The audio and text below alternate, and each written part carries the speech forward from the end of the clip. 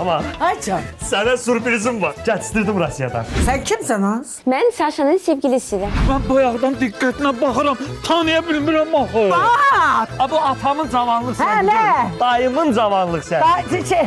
Ludmila. Sadiqin Rusiyyətdən arvadı gəlir.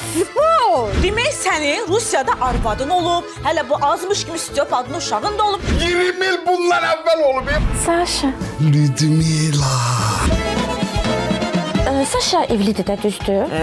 Bəs niyə gəlin sənə qulluq eləmir? At dərsin dədələrin təpəsini onların qulluğu. Demək istəyirsən ki, sən heç nə yoxdur burada? Ama bende hiç de yoktu. Ben tertemizim. Sən demək istəyirsən ki, Saşanı arvadından necə soydaq? Hə, bir dənə kukla bizə lazımdır. Bir dənə də iynə.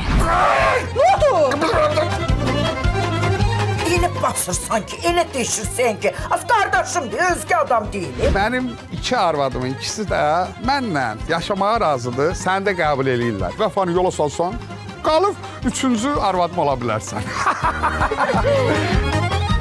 İki Kapı Arasında serialı 29 Mart saat 19:20'de ATV'de.